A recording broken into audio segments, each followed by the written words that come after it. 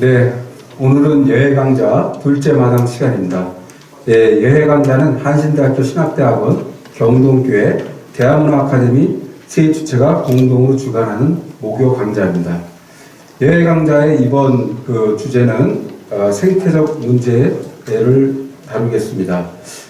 예외 강좌는 이번 전체 주제를 사실 이제 21세기의 복합 위기와 교회로 이렇게 잡았는데 그 가운데 생태적 문제, 그 다음에 사회 양극화, 권력에 집중한 문제, 민주주의 문제 등 이런 것을 다루게 되겠습니다. 오늘 첫 번째 기획 주제로서 생태계 관련해서 생태계와 그 다음에 교회의 대응에 대해서 다루도록 하겠습니다.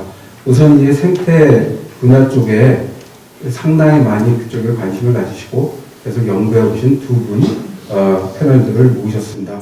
오늘 둘째 마당에서는 생태계 위기와 신학적 과제에 대해서 이 분야 전문가신 김준우 한국기독교연구소 소장님하고 차명재 한일장신대 교수님을 모시고 토론을 진행하고자 합니다. 두 분 박수 맞아주시기 바랍니다. 우선 두 분 패널부터 간단하게 소개를 드리겠습니다. 여러분들이 이미 안내장에서 이분들의 프로필과 양력을 보셨을 걸로 생각이 됩니다. 김준우 교수님 그리스도 연구소 소장님으로 잘 알려 계시고요. 또 그 다음에 역사적 연구와 그 다음에 생태신학을 관심을 갖고 깊이 있게 공부해 오셨습니다. 그리고 차명재 교수님은 독일 민스터대학교에서 사학을 전공하셨고 또 환경 문제에 대해서 관심을 가지시고 정부위원회에서도 일을 하시고 현재는 한일장신대학교 교수로 재직하고 계십니다. 이게 이제 나온 이 두 분에 대한 이 안내장에 나온 프로필인데요. 이렇게 소개하면 두 분들에 대한 어떤 소개가 좀 약간 너무 밋밋하고 너무 뭐랄까 형식적인 것 같습니다. 그래서 제가 두 분의 인간적인 면을 좀 한번 좀 질문을 좀 드려보고 싶어요. 그래서 이게 잘하는 분야만 썼잖아요. 프로필. 잘못하는 거 모른다. 못하시는 거 뭐 있으신지 한번 김준우 교수님. 나는 이걸 못한다. 인간적으로 해봤는데. 토크 콘서트니까 제가 질문을 하나 드리죠. 여러분들 가운데에서 예수님 재림하실 거를 믿는다 라는 분 한번 손 한번 들어보세요. 네, 손 내리세요. 난 예수님 재림 안 믿는다. 네. 이게 믿음이 좋은 사람하고 믿음이 별로인 사람하고인 것처럼 그렇게 보이지만은 이건 깊이 좀 생각을 해봐야 할 문제입니다. 근데 제가 신학교 대학원 졸업할 적에 저는 예수의 동정녀 탄생, 부활, 재림 그런 걸 못 믿겠더라고요. 그래서 목회를 못 들어갔어요. 제가 평생 뭔가 가슴으로 이렇게 말하자면 믿고 고백한다라는 것이 머리에서 먼저 이렇게 뭔가 이렇게 받아들여지고 이해가 되지 않으면은 그 고백을 못 하겠더라고요. 제가 평생 아주 가장 큰 결점이라면 결점은 이것입니다. 아유, 굉장히 뭐랄까 중요한 말씀인데 결점인데 우리한테 굉장히 뜻깊은 그런 결점인 것 같습니다. 우리 차명재 교수님은 못하시는 것 중에 제가 못하는 게 너무 많죠. 예를 들어서 자동차 운전을 못한다든지, 그리고 또 돈을 많이 못 번다든지, 여러 가지 못하는 게 많이 있는데, 저도 마찬가지인 것 같아요. 저는 이 모태 신앙입니다. 그래서 이제 할아버지께서 일제 때 교회 우리나라에서 큰 교회 목사로 이제 재직하셨는데, 이 모태 신앙이다 보니까는 뭔가 이렇게 좀 신앙적인 이게 임팩트, 충격 같은 게 좀 이게 오지 않는 것 같아요. 그냥 그게 다 일상생활화 돼가지고. 그래서 저도 지금 이제 한일장신대학에서 강의를 하고 있고, 제가 강의하는 것이 이제 NGO 분야이긴 하지만 항상 일단 저도 이렇게 좀 그래서 이제 사회학을 했는지도 모르겠지만 이렇게 머릿속에서 뭔가 이렇게 좀 이 수긍이 되면 이제 이렇게 제가 받아들일 수 있겠는데, 하여튼 그런 것들이 조금 어려움이 있어요. 근데 중요한 것은 오늘 제가 이제 이 강의를, 이 토크 콘서트를 준비하면서 다시 한번 이 기독교에 대해서 생각을 하게 됐어요. 그래서 그 부분에는 좀 나중에 그 환경, 그리고 우리 인류의 미래, 그리고 이 기독교, 이거 어떻게 돼야 될 것인지는 제가 최근에 한번 그런 생각을 좀 해봤어요. 그래서 제 생각을 여러분들과 좀 나중에 나누고 싶습니다. 제가 보니까 두 분은 굉장히 진지하셔서 사실 유머 이런 게 조금 잘 못하시지 않나 이런 생각이 좀 드는데요. 지금 들어보니 또 그런 것도 아닌 것 같습니다. 지금 두 분께서 사실은 저희가 모신 게 생태 이 문제를 가지고 거의 필생의 학문이자 필생의 관심사를 이렇게 계속해서 이렇게 해오시고 계세요. 그래서 두 분을 모셨는데 또 두 분 다 이제 기독교 관련해서 저희 한 말씀씩 해주실 수 있는 그런 전문가들이기 때문에 저희 이 자리에 모셨습니다. 그래서 일단 생태적 문제에 대해서 어떻게 관심을 갖게 됐는지 여쭤보고 싶어요. 먼저 차 교수님 먼저 한번 생태계 문제에 대해서 어떤 계기로 관심을 갖게 됐는지. 예, 제가 썼지만 80년대 이제 제가 독일에서 유학을 했는데 그 당시에 이 환경 문제에 대해서 독일 사람들이 굉장히 많은 운동도 하고 실천도 하고 그런 관심을 가지고 있었어요. 근데 그 당시 80년대 우리는 이제 그 고리원자력 발전소 만들어지고 그 다음에 계속해서 경제 발전을 하고 80년대 한국 사람들은 되게 이제 공연라도 실컷 먹었으면 좋겠다라고 생각을 하면서 이런 어떤 경제 발전에 매진하고 있었는데 거기서 완전히 반대로 그러니까는 사회가 반대로 발전하더라고요. 그래서 그런 것을 보면서 생태 문제가 이렇게 심각한가? 저는 이제 그렇게 생각을 했었어요, 처음에. 그러다가 실질적으로 이제 독일에서 공부도 하고 그 친구들하고 얘기도 해보고 하니까 생태 문제가 굉장히 심각하구나. 그래서 이제 그때서부터 사실은 좀 이제 관심을 갖기 시작했습니다. 그런데 그때까지만 하더라도 이렇게 머릿속으로만 받아들였지 이것이 삶 속에서 이렇게 그것을 삶에 녹여내질 못했어요. 그런데 한국 와서는 그게 조금 달라졌습니다. 우리 차 교수님 말씀 듣다 보니까 80년대 생각이 나는데요. 한신대학교에 당시에 독일에서 오신 교수분이 계셨어요. 그래서 신학과에 이제 초빙 교수로 오셨는데 당시에 그분 굉장히 생태 환경 문제를 얘기를 많이 했는데 그때 당시에 이제 학생 운동권에서 중요한 투쟁의 노선이 어디냐 이렇게 얘기할 때 환경 이런 것보다는 정치적 투쟁이 우선이다 해서 별로 잘 환경 생태에 대해서 별로 이렇게 잘 먹혀 들어가지 않았다 이런 생각이 들었는데 이 얼마 지나고 나서 이제 환경 생태 문제가 굉장히 중요한 문제라는 게 이제 등장하게 되는데 사실 80년대 초 중반까지도 한국에서는 사실 환경 생태에 대해서 그렇게 커다랗게 사회 문제로 다루지를 못했습니다. 실제로 또 신학에서도 마찬가지였고요. 근데 이제 우리 김준우 교수님께서는 좀 다른 것 같아요. 우리 김준우 교수님은 어떤 계기로 생태적 문제에 관심을 갖게 됐습니까? 예, 그러니까 차 교수님 말씀하신 것처럼 이제 저 역시도 군사 독재 시절에 대학 생활을 했고 또 뭐 군대 생활도 했고 이제 그러니까 그 당시에 가장 큰 이슈는 민중 해방 또는 통일 이런 주제가 제일 큰 문제였죠. 근데 이제 미국 유학 가서 계속 제가 해방 신학을 공부를 하게 된 초점을 맞추게 된 이유도 그런 데 있었습니다. 그런데 1987년도에 미국에 우연히 PBS라고 이제 교육방송에서 한 4시간인데 5시간짜리 환경 특집 방송을 했어요. 근데 제가 그걸 보면서 꼼짝 못하고 앉아서 4-5시간 동안 그 환경 특집을 본 거예요. 그러니까 제일 충격을 받았던 게 뭔가 하면 1987년도에 9월 7일 날인가 런다냐 그러니까 아마존 유역에서 산불이 났는데 인공위성으로 촬영을 한 겁니다. 산불이 2,500군데에서 산불이 일어나고 있는 거예요. 그러니까 아마존이 동서가 한 3,000마일 정도 될 겁니다. 근데 미국의 동서가 한 3,000마일 정도 되는데 미국의 서부에서 뭐 락키 산맥이나 무슨 뭐 어디에서 산불이 한 2-3 군데에서 동시에 산불이 일어나면은 저녁 뉴스에 탑 뉴스로 나오는데 아마존에서 2,500군데에서 동시에 산불이 일어나는데 미국 뉴스에 안 나오는 겁니다. 도대체 이게 왜 이러냐? 이 아마존 유역이 이렇게 산불로 말하자면 대규모로 파괴되고 있는 것에 대해서 제가 어마어마한 충격을 받았어요.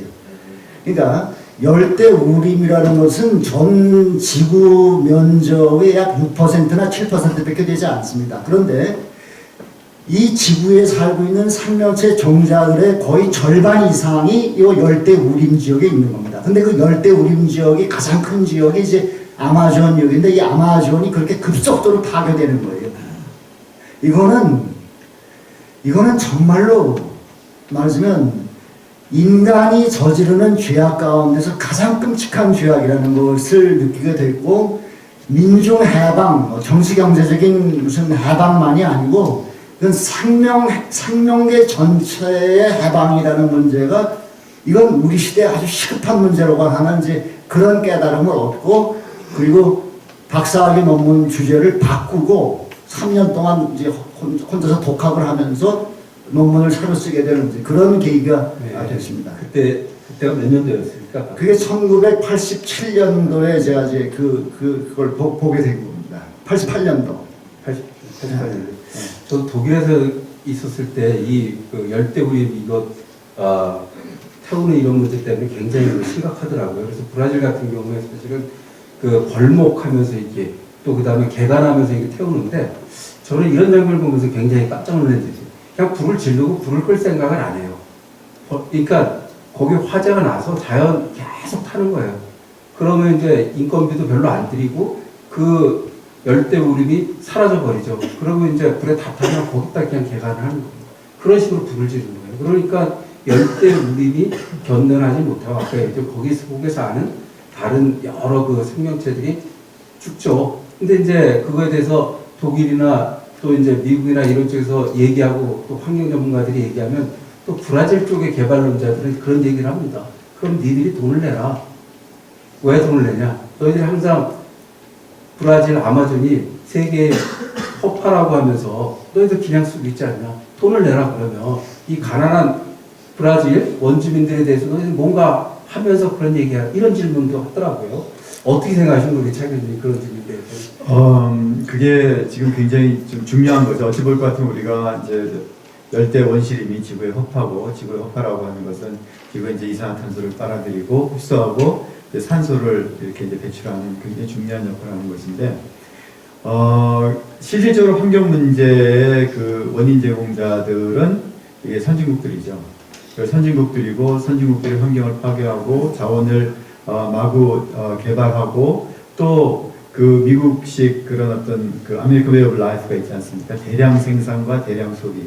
그러니까 대량 생산하는 과정에서 엄청나게 많은 그런 어떤 원자재를 소비하고 자연 환경을 파괴시키고 대량 소비하면서 또 대량의 그런 어떤 그 이 쓰레기들을 배출하게 되고, 그럼으로 인해서 자연의 자생 능력을 파괴하게 되는 것이죠. 그래서 그들이 사실은 이런 어떤 그 이 무임승차를 한 것이죠. 무임승차에서 이 정도까지 이제 발전을 해왔는데, 중요한 것은 무엇이냐면, 제가 이제 국제회의에 몇 번 이렇게 갔는데, 다른 데에 갈 것 같으면은 그 개도국에서 온 사람들이 꼼짝을 못해요. 그래서 그 우리가 뭐 그 경제 발전을 하기 위해서 돈을 내놔라, 원조를 해달라는 식으로 어찌 볼 것 같으면 좀 이런 그 상당히 약자적인 그런 위치에 있는데, 이 환경 관련 회의, 예를 들어서 뭐 그런 그 이 기후변화 해결 당사국 회의라든지 아니면 그런 어떤 U+20과 같은 그런 회의라든지 이런 데 가볼 것 같으면 거기서는 선진국이 사실은 별 크게 소리를 못 내요. 그래서 자기네들이 다 파괴시켰기 때문에. 그래서 이제 개도국은 아주 당당하게 우리는 경제 발전을 하지 못했다. 너희들이 다 우리 자원을 파괴했기 때문에. 그래서 이제 우리가 그 지속 가능한 그러한 이제 발전을 하기 위해서는 너희들이 우리를 지원해야 된다라는 식으로 굉장히 당당하게 얘기하는 이제 그런 것이 있습니다. 그렇지만 어쨌든 현재는 다 공범이기 때문에 같이 좀 우리가 그 문제를 해결하기 위한 노력들을 해야 될 것 같죠. 해야 될 것 같습니다. 우리 김진우 교수님께서는 네, 그러니까 아마존 열대우림을 그렇게 방화로 해가지고 불태우는 이유는 그걸 이제 목초지로 만들기 하거든요. 소를 키워서 햄버거 고기를 북미로 수출하기 위해서 이걸 태우는 겁니다. 그러니까 결국은 이제 방금 말씀하신 것처럼 그렇게 환경 파괴를 해서 누가 득을 보는 거냐? 북미 사람들이 값싼 햄버거 고기를 그렇게 먹을 수 있게 되는 거죠. 그러니까 저로서는 그러니까 이게 지금 세계 인구가 얼마예요? 70억이요. 70억 인구 가운데서 매일 굶어 죽는 어린이들이 몇 명쯤 돼요? 매일 약 4만여 명의 어린이들이 굶어 죽어요. 세계에서 식량 생산 모든 인류가 먹고 남을 정도로 충분한 식량이 생산이 됩니다. 근데 왜 이렇게 굶어 죽느냐? 이 구조적인 문제가 있는 겁니다. 결국은 현실을 정확히 알아야지만 그걸 바탕으로 해서 신학이 뭘 할 것인가, 신학이 이걸 어떻게 응답할 것인가 하는 대답이 나온단 말이죠. 그러니까 그 해방신학이라는 것에서 특별히 이렇게 신학을 하기 전에 먼저 현실을 정확하게 파악할 것을 요구하는 이유는 그런 데 있습니다. 네, 이미 김 교수님께서 이미 이제 생태계 문제에 대해서 말씀하신 신학적인 관심까지도 하게 있는데, 이게 이제 신학적 주제를 이제 아주 본격적으로 삼으시고 학위 논문도 그렇게 하셨다고 그러지 않습니까? 그 다음에 이제 계속 오셔서도 기획하셔서 그쪽 분야에 계속 일을 하셨는데, 이 신학자로서 생태에 대한 이제 관심을 가지고 연구하게 된 계기는 아까 이제 좀 전에 말씀하셨고, 그래서 이제 신학적 주제로서 생태 문제가 어떤 의미가 있는지 조금만 더 설명해 주시겠습니까? 네, 신학의 목적이라든가 신학의 기준은 뭔가 하면은 제가 믿기로는 예수님께서 요한복음 10장 10절에서 말씀하신 것처럼 풍성한 생명을 누리기 위한 겁니다. 이게 신학의 목적이고 신학의 기준이에요. 그런데 생태계가 파괴되고 있다는 것은 종족학살과 종자학살과 지구학살, 이거를 강화시키는, 이것이 확장되는 그런 뜻입니다. 하나님의 창조와 구원의 사역을 정면에서 파괴하는 게 생태계의 파괴입니다. 그러니까 이것처럼 심각한 문제가 없는 거예요, 신학적으로. 두 번째 문제는 왜 이런 생태계 파괴를 일으키고 있는 이런 산업 문명이라는 것이 기독교적인 서양에서 이것이 시작이 됐는가, 그런 것이 문제입니다. 그러니까 세 번째로는 이게 말하자면 그 예일 대학에서 언젠가 실험을 조사를 했어요. 교회 예배에 정기적으로 참석하는 사람들일수록 생태 문제에 관심이 없다라는 겁니다. 도대체 교회에서 뭘 가르치길래 교회 예배에 열심히 참석하는 사람들일수록 생태 문제를 관심을 안 갖느냐? 이건 신학자들이 대답해야 할 문제예요. 아까 여러분들 가운데서 예수님 재림 믿는다고 재림 믿는다고 손 드신 분들 여러분들 계셨는데, 재림이 어떤 과정을 거쳐서 재림 신앙이라는 것이 생겨나는가를 정확히, 그걸 역사적으로 정확히 파악할 필요가 있습니다. 그러면 함부로 이렇게 손들지 못해요. 지금 평신도들 중에서도 이제는 책들을 다 읽을 수, 웬만한 책들이 다 번역이 되어 있습니다. 평신도들 가운데도 신학 공부를 하는 사람들은 예수님의 재림 이제 더 이상 그런 거 믿지 않아요. 그러니까 이게 생태 문제라는 것이 이런 게 있습니다. 그러니까 지구 전체에서 다가 지금 곡창지대가 이제 소위 위도 30도 40도 지역인데 곡창지대가 지금 아주 건조해지고 있어요. 그렇게 됐을 적에 정체로 이제 식량 폭동이 일어날 텐데, 앞으로 한 15년 후 정도면은 북반구의 거의 대도시들에서 식량 폭동이 일어날 것으로 과학자들이 예상하고 있습니다. 그러면 도대체 교회가 평화운동을 어떻게 전개할 수 있겠는가? 이런 식량 폭동이 일어나고 있을 적에. 보다 근본적으로는 이제 금성 신드롬이라는 건데요. 금성 신드롬이라는 거는 제가 여기 이 도표도 여기서도 보여드렸지만은 금성이 처음에는 지구하고 똑같은 조건으로 시작이 됐지만은 금성에서 모든 이산화탄소들이 다 방출됐을 적에 금성의 평균 온도가 섭씨 450도가 된 겁니다. 지금 지구가 금성처럼 바뀌어지고 있는 거죠. 자, 이런 속에서 우리가 어떻게 생명의 하나님을 고백할 거냐, 어떻게 예수를 구세주로 고백할 거냐, 이런 문제들을 이제 신학적으로 응답해야 된다는 말이죠. 네. 사실 우리 김 교수님께서 이 토크를 위해서, 이 토크를 위해서 상당히 많이 준비를 해갖고 오셨어요. 그래서 아마 미리 이제 이 자리에서 말씀 다 못하는 그런 자료들은 아마 여러분들한테 미리 다 드렸습니다. 그래서 금성 신드롬도 아마 거기서 설명을 자세히 있으니까 그걸 참고해 주시기 바랍니다. 사실 제가 생태계 위기 얘기하면서 독일에서 나온 책을 보니까 아주 재미난 게 있는데, 생태계 위기는 결코 지구의 위기가 아니다, 이렇게 얘기하더라고요. 왜 그런가 봤더니 지구의 위기가 아니라 지구에 사는 인간의 위기다. 그러면서 지구 행성이라고 하는 별, 이게 우스운 만화에서 나오는데, 지구 행성이 다른 행성 보기 조금만 견디면 얘들 다 떨어져 나가, 걱정하지 마, 이러더라고요. 그러니까 지구의 문제가 아니라 사실은 인간의 문제겠죠. 생태에 관련돼서 지금 사실 이제 김진우 교수님은 조금 더 이제 신학적인 측면에서 하나님의 창조 질서를 보존하는 게 기독교인들의 의미이자 사명인데, 또 생명을 보존하고 하는 것이 의미자 사명인데, 그런 얘기에서 지금 생태 문제에 관심을 갖게 됐다고 이렇게 말씀하셨습니다. 우리 차명재 교수님께서는 이제 사회학적인 측면에서 이렇게 접근을 하셨는데요. 네, 환경운동 관련해서 관심 갖고 또 활동까지 계속 실천적으로 해오시고 있는데, 그 계기를 좀 더 설명해 주시죠. 예,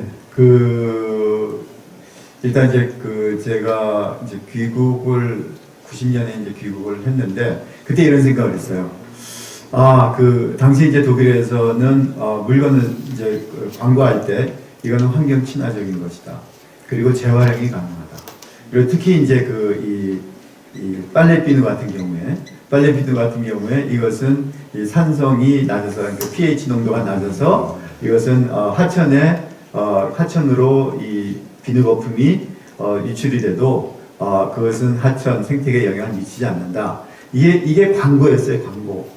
그런데 그런 광고에 익숙해졌다가 한국에 와서 이런 이제 그런 하이타이라든지 이런 광고를 보면 그런 게 전혀 없었어요. 그래서 그때 무슨 생각을 했냐 하면은, 야, 한국에도 저런 식의 광고가 언제쯤 이게 사람들한테 이런 어떤 설득력을 가질 수 있을까라는 생각을 좀 해봤어요. 그런데 1992년도일 거예요. 1992년도에 이 낙동강 페놀 사건이 터졌어요. 낙동강 페놀 사건이 터지면서 특히 이제 대구에서 그게 터져서 이제 하류 쪽 마산이라든지 부산이라든지 이쪽에 있는 사람들이 굉장히 큰 피해를 입었어요. 그때 기형아도 나오고 이런 식으로. 그래서 그 이후부터 하천 생태계 오염을 시키지 말자. 그리고 하천 생태계 오염을 시키는 것 중에 가장 큰 그런 목을 차지하는 것이 이것이 이제 세탁비누다. 이런 이제 광고들이 나오기 시작한 거예요. 그래서 야, 이게 저는 그 시간이 굉장히 길 거라고 봤는데, 불과 한 2, 3년 지나고 나니까 한국에도 이제 그런 광고들이 나오고, 그리고 이제 천연 세제를 만들어서 사용하자라는 이제 이런 운동 같은 것들이 벌어지고, 이러면서 이제 이 구체적으로도 우리 한국에서 그 환경과 관련돼서 할 그런 실천들이 굉장히 많구나. 특히 이제 원자력 발전소와도 관련돼서도 그렇고, 여러 가지, 특히 이제 우리는 이 좁은 국토에서 굉장히 급격한 경제 성장을 함으로 인해서 실질적인 그 환경 파괴는 다른 선진국에 비해서 훨씬 더 이 강도 높게 빠르게 그렇게 진행이 됐었던 거죠.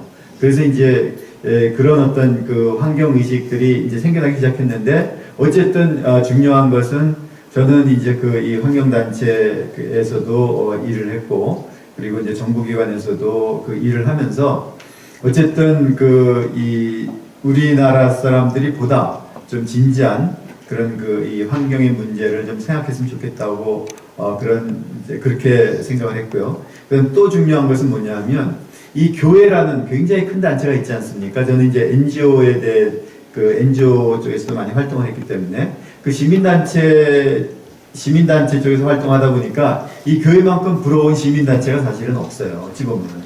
이거는 non-profit이죠. 그러니까 이윤을 추구하지 않죠. non-governmental이죠. 그러니까 비정부기구죠. 그러면서 그 많은 교인들이 모여서 그 많은 회비를 내고 이 교회를 운영하는데 이 교회가 교회 건물을 짓는 데나 교세 확장을 위해서 쓰여지는 것이 아니라 실질적으로 거대한 어떤 이 NGO인데 그런 어떤 그 환경 NGO 역할을 하면 어떨까라는 생각을 굉장히 많이 했어요. 왜냐하면 우리들이 스스로 정책도 중요하지만 또 그 정책 위반자들을 선택하는 것도 우리들이지 않습니까? 그렇기 때문에 우리 스스로가 바뀌어져야 될 텐데 우리 문제를 해결하기 위해서는 근데 우리 스스로가 그 바뀌어지지 않는 이유는 무엇일까? 그래서 이때는 정말 이 교회가 좀 다시 그 21세기의 그 교회가 되기 위해서 이렇게 좀 거듭날 필요가 있지 않을까. 그래서 저는 그 한일장인대에서도 거기 이제 전주니까 그 지역이지만 우리 다 이제 여기서 배출되는 이 목회자들은 다 좀 NGO가 환경 NGO가 됐으면 좋겠다 이런 얘기들을 많이들 하고 있습니다. 아주 중요한 말씀이네요. 교회가 거대한 NGO다. 사실 들어보니까 또 굉장히 또 의미 있는 말인 것 같습니다.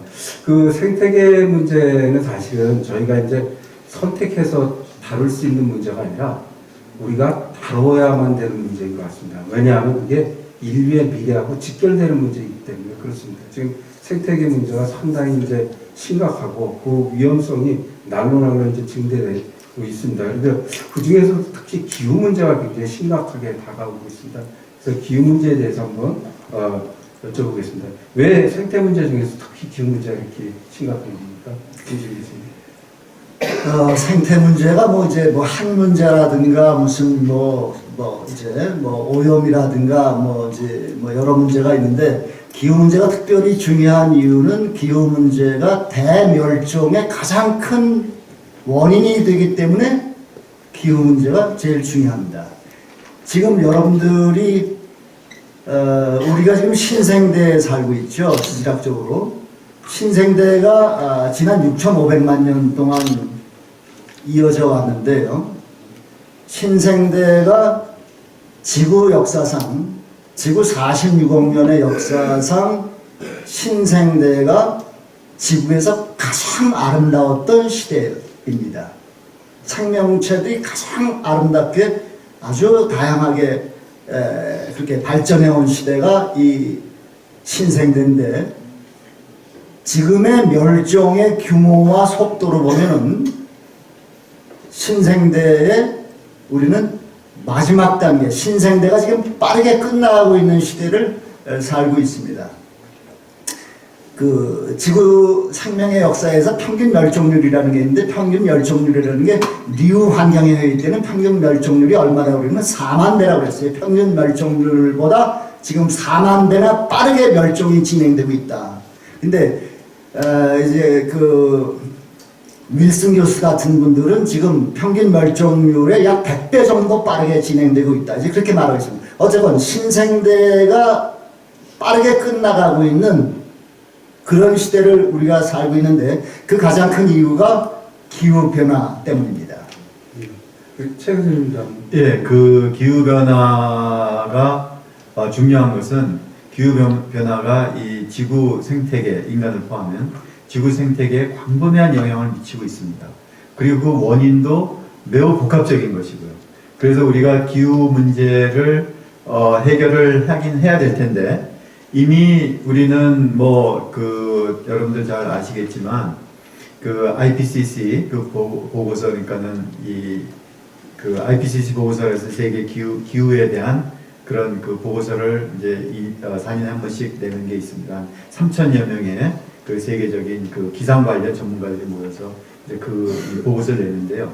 그 보고서가 계속 경고하는 것은 무엇이냐면은 일단은 이 이산화탄소 농도가 높아질 것 같으면 이 지구 온도가 올라가게 되고 지구의 온도가 올라갈 것 같으면은 일단은 가장 중요한 것이 이 천연재해가 굉장히 강도 높게 발생하게 되고 식량 위기를 갖게 되고 그다음 전염병이 창궐하게 되고 그리고 그 해수면 상승이 높아지면서 환경 이재민들이 환경 난민들이 생겨나게 되고 그로 인해서 이런 어떤 또 사막화가 또 일어나게 되고 이런 굉장히 어떤 복합적으로 우리 삶에 직접적인 영향을 미치게 되고 그 원인도 열대우림 파괴라든지 자동차를 그러니까는 이 화석 연료를 태우면서 나오는 나오는 그런 이산화탄소의 문제라든지 뭐 이런 식으로 어쨌든 굉장히 그 복합적인 요인에 의해서 기후가 변화하고 그 기후 변화의 결과도 우리 인류나 자연 생태계에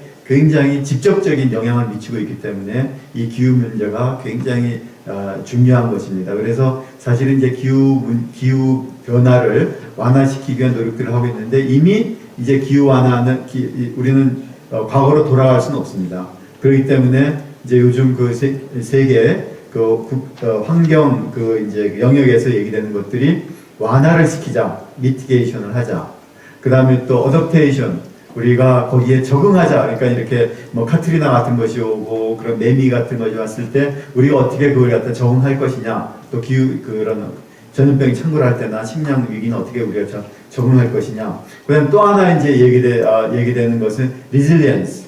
그러니까 이런 이 파괴가 생겼을 때 이걸 어떻게 복구 내지 회복을 할 것이냐. 그러니까 이제는 과거로 돌아와서 우리가 이 기후 문제를 해결하자가 아니라 어떻게 기후 문제를 우리가 좀 이렇게 그 피해 폭을 적게 하고 그리고 그것에 어떻게 우리가 적응해서 살아나가야 될 것이냐라는 것에 대해서 이제 초점이 맞춰져 있으니까 결국은 우리는 완전히 어떤 그 기후 변화의 소용돌이 한 가운데 지금 우리가 살고 있다고 해도 과언이 아닙니다. 그러니까 그거하고 관련해서 이제 질문드리고 싶은 거는 이제 기후 문제에 대해서 이제 대응도 말씀을 하셨는데 기후 문제의 가장 근본적인 원인은 어디에 있습니까? 그 원인을 알아야 사실은 문제도 처방이 될 수 있을 것 같아요. 또 기후 변화의 가장 큰 원인은 어디에 있다고 생각하세요? 최근에 예, 이제 제가 어쨌든 거기에서 제가 여기서 썼지만 우리 인간의 욕심입니다. 그러니까는 사실 지구 온난화는 우리한테 하나의 축복입니다.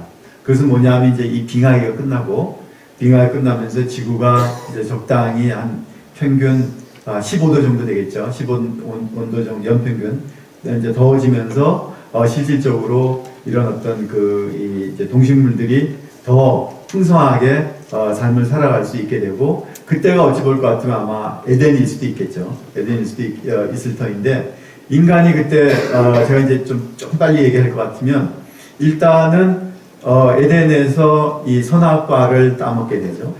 그리고 또 그런 어떤 그러니까는 카인이 아벨을 살해하게 되죠. 요인이 뭔가 이것은 질투잖아요. 질투고 그 질투가 생기는 것은 또 하나의 욕심이죠. 뭘 독차지하려는 욕심. 그러니까 이게 인간이라는 것은 저는 이것이 내재해 있다고 봐요. 인간만이 유일하게 어쨌든 자연을 경작해서 자연을 개간해서 우리가 살 수 있지. 자연 상태로 그대로 놔둔다면은 예를 들어서 우리가 물이 없으면 그냥 죽어야지 되고 식량이 없으면 그냥 이 다른 동물과 마찬가지로 굶어 죽어야 되겠죠. 그렇지만 인간은 절대로 굶어 죽지 않죠. 그래서 물이 없으면은 그 우물을 파고 식량이 없을 것 같으면 사냥을 하든지 아니면 어디로 이주를 하든지 거기서 자연을 어떤 형태로 개간합니다. 이것이 바로 어찌 볼 것 같으면은 환경 파괴의 원인이 되는 겁니다. 인간 스스로가.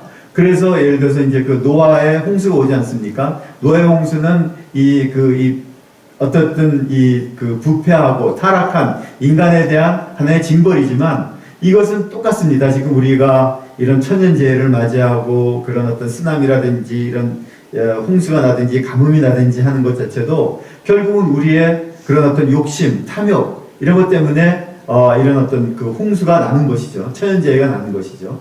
그리고 또 한편으로는 이제 그거는 좀 나중에 얘기했지만 우리 스스로가 어쨌든 우리의 그런 어떤 욕심과 우리의 그런 어떤 탐욕 또 어떤 이기심 이런 것들을 내려놓지 않는 한에는 우리는 끝없는 어떤 그런 욕구를 충족시키려고 노력하게 되겠죠. 끝없는 욕구를 충족시키려고 노력하게 될 것 같으면 또 끝없이 파괴를 하게 되고 끝없이 파괴되는 하나의 그런 어떤 결과라는 것은 이런 어떤 기후변화와 기후변화로 인한 그런 천연재해 그리고 또 전염병 이런 것들이 결국은 그 인간의 어떤 종말을 저는 가져올 수도 있다라고 보는 것이죠. 그렇기 때문에 어쨌든 성경에서 그게 잘 나와 있어서 여러분들이 잠깐 다르게만 해석할 것 같으면 환경 문제 해결하는 데도 굉장히 큰 도움이 되지 않을까 이런 생각이 듭니다. 짧게 김진우 교수님한테 기후변화 원인 좀 질문 드리고 싶은데요. 사실 인간의 욕심 때문에 가장 근본적인 건 인간의 욕심이라고 이제 말씀을 하셨는데 인간의 욕심 그거 조절될까요? 굉장히 어렵지 않습니까? 사실은 제가 통계를 하나 보니까 인간의 욕심에는 저희 지금 고기 굉장히 많이 먹지 않습니까? 우리 고기 좋아하시죠? 다들? 예. 소고기 좋아하시죠? 네, 소고기 먹는 분들은 환경에 굉장히 큰 책임이 있다는 거 아시나요? 예. 근데 소고기, 닭고기 통계를 내니까 닭고기를 들어갈 때 뭐 식량이 한 2kg라면 소고기는 한 10배 정도죠. 한 10kg 정도 들어가죠. 근데 지금 우리가 이렇게 먹고 있는데 지금 성장하는 중국이나 인도나 이런 쪽에서도 고기 육식을 시작을 한 거예요. 식량량이 굉장히 가속화될 수 있는데 이거 우리가 스스로 먼저 바뀌자면 그쪽에도 뭐라고 얘기할 수가 없잖아요. 근데 인간의 그 욕심이 잘 통제가 잘 안 되는 것 같아요. 사실 이 문제는 또 한번 나중에 말씀을 또 한번 드려보고 토론하고 싶고요. 자, 우리 김준희 교수님은 기후변화 원인에 대해서 그리고 처방이 어떤 건지 한번 근본적으로 한번 좀 짚어주시죠. 기후변화의 원인은 인간의 이제 탐욕 뭐 그렇게 말씀하셨는데 구체적으로 생각하면은 결국 화석 연료를 사용한 이런 산업 문명이 이제 제일 큰 기후변화를 일으키게 된 원인이 됐죠. 기후변화를 어떻게 해결할 수 있겠느냐? 학자들이 이미 처방들을 다 내놨어요. 2050년까지 GDP 약 1%, 세계 GDP 1%를 그렇게 기후변화 완화 대책에 사용할 경우에는 뭐 해결할 수 있다. 이게 이제 그 시던경이 쓴 기후변화의 경제학이라는 책에 나온 주장인데, 결국 이제 지난 이제 30만 년, 65만 년 그 동안에 이 대기 중의 이산화탄소의 농도가 300ppm을 넘었던 적이 없었습니다. 그러니까 결국 인간이 살아남기 위해서 대기 중의 이산화탄소 농도를 350ppm으로 해야 되느냐, 아니면 450ppm으로 해야 될 것이냐, 아니면 수동경처럼 550ppm까지도 허락이 될 거냐, 이제 그 차이죠. 근데 이게 지금 지구 평균 기온이 섭씨 15도다 그럴 경우에 섭씨 15도에서 1도가 올라가는 걸 허용할 거냐, 2도가 올라가는 것까지 허용할 거냐, 아니면 3도가 올라가는 것까지 허용할 거냐라는 겁니다. 4도가 올라갈 경우에는 대단히 위험합니다. 6도가 올라가면은 거의 생명체들의 90%는 멸종입니다. 이건 지구 역사가 증명해요. 그러니까 2도까지는 허용할 수 있지 않겠느냐. 지금 그거 이제 관건은 그거예요. 섭씨 2도, 지구 평균 기온이 섭씨 2도. 그럼 북반구는 섭씨 한 4도까지 올라가게 되는 겁니다. 섭씨 4도까지 올라가게 될 경우에 제일 큰 문제는 툰드라에 막대한 양의 메탄 가스가 묻혀 있는 거죠. 지구 역사상 지금 이 메탄 가스가 가장 많이 장전되어 있어요. 이게 시한폭탄입니다. 안 되느냐? 물론 정치가들의 임기가 5년 그 정도밖에 안 되게 4년이나 5년 밖에 안 되니까 우선 단기간에 어떤 성과를 이뤄야 되죠. 그래야 재선도 되고 그러니까 이제 장기적인 시야를 갖지 않는 겁니다. 그게 제일 중요하고, 제가 의심하고 있는 것 가운데 또 하나는 뭔가 하면은, 여러분들 그 20대 80의 세계라는 말 들어보셨죠? 그러니까 선진국들이 볼 적에는 전 세계 인류의 80%는 선진국들의 볼 적에는 지배자들이 볼 적에는 80%는 잉여 인구입니다. 그렇게 불러요. surplus population. 잉여 인구예요.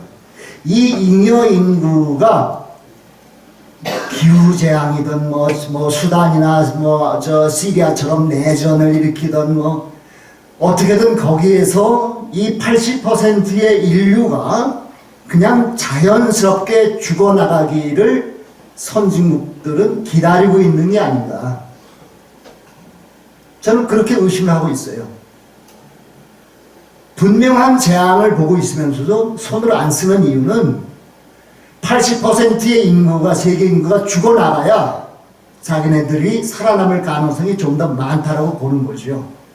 그러니까 손을 안 쓰는 거 아닌가. 그렇게 잔혹한 세상이라고 저는 의심을 합니다.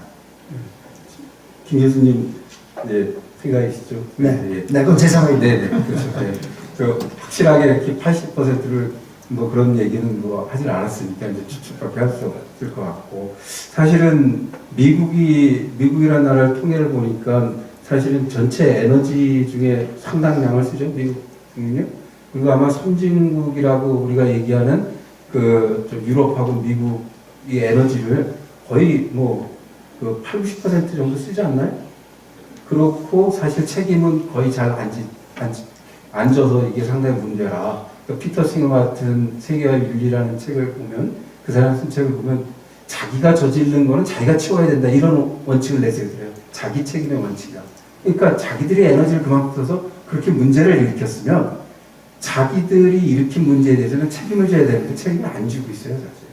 이건 굉장히 커다란 문제인데, 지금 아까 계속 말씀하시는 게 우리 차민지 교수님도 미국이 아까 얘기했을 때 700억 불이요? 시작했을 때?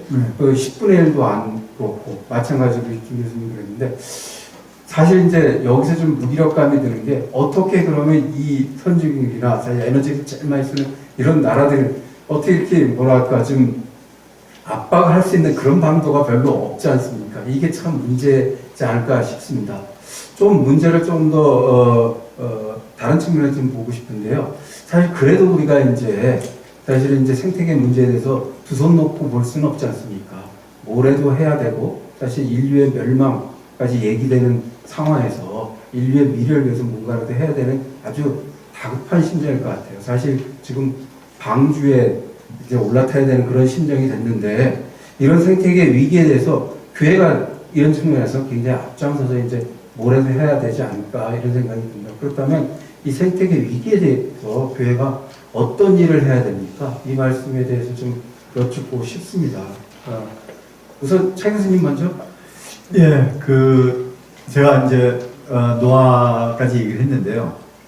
그래서 그것이 사실은 그 당시에 노아의 홍수가 있었던 그 시기가 전 세계적으로 홍수와 관련된, 대홍수와 관련된 그런 설화들이나 신화들이 굉장히 많이 있습니다. 그래서 그때를 생각을 해보면 아마 노아의 노아 시기의 이 홍수는 그 전까지는 빙하기였다가 이것이 지구온난화로 인해서 비도 많이 오고, 그래서 기온이 올라가는 그 시기로 보고 있습니다. 그런데 그 12대, 이 12대에 와서 이 아브라함이 우르 사람이지 않습니까? 그래서 아브라함의 이런 족적으로 같이면 우르서부터 쭉 움직이는데, 지금 우르는 고고학적으로도 증명이 된 그러한 이 메소포타미아의 초기 도시입니다. 그래서 이 대홍수가 나면서 하천에서 이 상류에, 그러니까 상류에 이 토사가 하류로 내려와서 그 델타 지역을 형성을 하고, 그 델타 지역은 굉장히 비옥하죠. 그래서 그 비옥한 그 지역에 사실은 4대 문명이 발생을 하게 되는 겁니다. 그래서 메소포타미아의 이 도시가 생겨나고, 아브라함이 거기에서 이 우르에서 탄생을 했고, 그래서 이런 걸 볼 것 같으면 성경 자체가 사실 어찌 볼까 하면 인류의 역사이기도 하고, 또 다른 한편으로는 인류 환경의 역사이기도 저는 한 것 같아요. 그래서 그런 것을 보면서 저는 이 교회가 정말 아까 말씀드렸다시피 이 환경 인주 역할을 해야 된다고 하는 것 자체는 그거는 제가 이것이 우스갯소리를 한 것이 아니라 이미 성경에서도 이 홍수의 위기가 어떤 거냐. 이 홍수의 위기가 지금 그 일본 2011년에 일본 그 동북 지역을 강타한 그 쓰나미로도 나타날 수 있고, 또 그것이 원자력 발전소를 파괴시킴으로 인해서 지금 물과 불로 인해서 지금 이 지구는 저는 사실은 별 이렇게 크게 낙관을 하지 않습니다. 왜냐하면 그 원자력 발전소가 지금 그 파괴된 이후로 방사능이 계속 유출되고 있고, 이런 어떤 냉각수, 방사능에 오염된 그 냉각수가 지금 전 지구를 휩쓸고 있지 않습니까? 그래서 이제 제가 볼 때는 그 영향을 이미 우리는 받고 있다고 생각을 하고 있는데, 이제 그런 식의 그 위기들이 지금 닥치고 있는 것이죠. 그럼에도 우리가 원래 이 원대복귀는 안 되겠지, 원상복구는 안 되겠지만, 그럼에도 뭔가 좀 이 사람답게 생존을 하기 위해서라면 뭔가 노력을 해야 되겠죠. 그랬을 때 저는 교회가 그런 역할을 해줬으면 정말 좋겠다라는 생각을 하고 있는데, 과연 지금 그 교회가 그럴 만한 그러한 이 에너지와 그러한 어떤 다이나믹을 가지고 있는지, 저는 그것에 대해서는 상당히 좀 의문입니다. 그럼에도 불구하고 저는 이것이 정책적으로도 해결이 돼야 되고, 그 다음에 또 개인 어떤 자기 삶에서도 해결이 돼야 되고, 아까 우리 이동희 교수님이 말씀하셨지만은 고기 먹는 것부터, 소고기 먹는 것부터도 좀 자제해야 되는, 그리고 자동차 타는 것부터 자제해야 되는, 그리고 환경 친화적인 어떤 삶을 살아가야 되는, 에너지를 줄 수 있는 삶이라든가 이런 것들 우리 스스로가 실천을 해야 되는데, 그런 실천을 해서 우리가 좀 더 고단하게 적응을 해서 살 것인지, 아니면은 찬란하게 장대하게 큰 집에서 큰 에너지를 많이 쓰면서 그냥 어느 날 그냥 그렇게 이 손을 할 것인지, 이것은 우리의 판단이라고 생각하고, 정말 이럴 때야말로 뭐가 필요한가요? 예언자가 필요한 거예요? 아니면은 이거를 어떻게 저는 해결해야 될 것인지 참 저는 좀 의문입니다. 사실 차명재 의원이 굉장히 중요한 말씀을 해주셨는데, 사실은 세속의 길이 아니라 아까 얘기했지만 하나님의 창조 질서를 보존하는 그런 길을 따라가려면 우리 스스로 변화되지만 않으면 안 되겠다. 자기 변화하지 않고서는 답이 없다. 이런 말처럼 들립니다.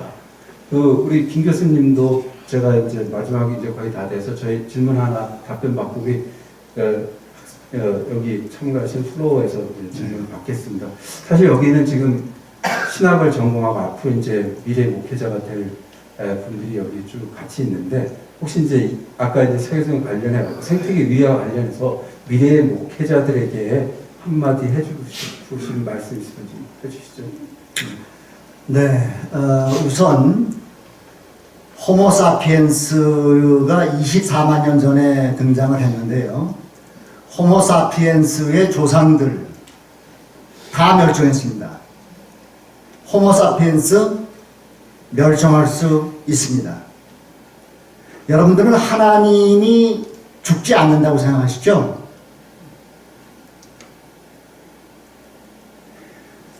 이집트나 페르시아나 이런 데를 보세요. 인류가 3000년 이상 예배드려왔던 신들 다 죽었습니다. 성경의 하나님 죽지 않으리라고 누가 보장합니까? 우리가 어떻게 신학을 하느냐에 달려 있어요. 자, 이게 지금 교회가 지금 이렇게 심각한 지구 온도가 서시 100도를 향해서 달려가면은요, 생명체들, 하나님이 지난 35억 년 동안 갖고 가셨던 생명체들 다 죽어나가고 맙니다. 자, 이런 속에서 교회가 아까 말씀드린 것처럼 교회 예배에 오래 잘 참석하는 사람들일수록 생태 문제에 대해서 무관심합니다. 왜? 교회에서 늘 가르치는 건 뭔가 하면 하나님은 우리를 선택하셨고, 하나님은 우리를 사랑하시고, 하나님은 우리를 보호하신다. 그거죠. 그렇게 주장했던 사람들 전부 다 거짓 예언자들로 판명났습니다. 성경 보세요. 하나님은 우리를 완전히 파멸시킬 만큼 하나님은 완전히 자유로우신 분이다. 그렇게 주장했던 사람들이 참 예언자들이었어요. 저는 지난 20년 동안 역사적 예수 소개해 왔습니다. 제가 내린 결론은 뭔가 하면 우리는 기독교 2000년 역사에서 기독교는 나사렛 예수를 그리스도라고 고백해 왔죠. 나사렛 예수가 메시아라고 고백해 왔던 거죠. 예수의 삶을 보세요. 예수의 삶은 철저하게 안티 메시아의 삶이었습니다. 예수는 메시아로서 살지 않았어요. 예수는 안티 메시아로서 살았습니다. 예수는 메시아주의라는 것이 얼마나 위험하고 얼마나 무책임하고 그것이 얼마나 하나님을 왜곡시키는 것인지 예수는 잘 알고 있었어요.